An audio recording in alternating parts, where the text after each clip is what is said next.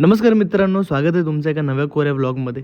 तर आज आपण जाणार आहोत वन डे ट्रिपसाठी. आणि जर आमच्या काही चुका होत असतील व्लॉगमध्ये तर त्या मला नक्की कळवा. आणि व्लॉग आवडत असेल तेही नक्की कळवा. Morning routine. लुफीला खेळायला सोडलं, थोडीफार ती फिरते, तिच्यासोबत फिरायला मग तिची मैत्रीण चार्ली आली. यानंतर वर आल्यावर बायकोने केलं माझं स्किन केअर रुटीन. कामावर ठेवले मी हिला. कामगार. ऐकलं नाही नव्हे ना. चला व्लॉगमध्ये आपण यानंतर सगळं आवरून आम्ही खाली आलो. तर GT घ्यायची असा विचार होता, पण GTचे टायर पूर्ण गेलेले आहेत कामातून.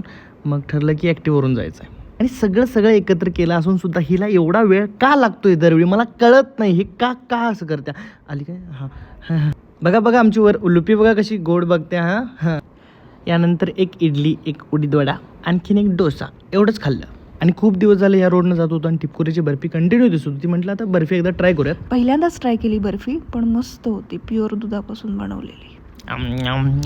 त्यानंतर हिरवा निसर्ग हा भवतीने, हे जीवन सफर करा मस्तीने, मन सरगम छेडावे, जीवनाचे गीत गारे धुंद वारे. ला ला ला ला ला.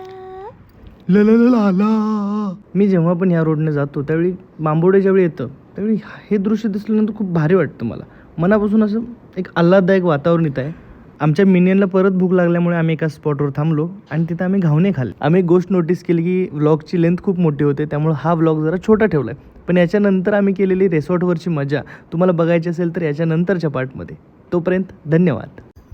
आणि असंच प्रेम राहू द्या, खूप प्रेम.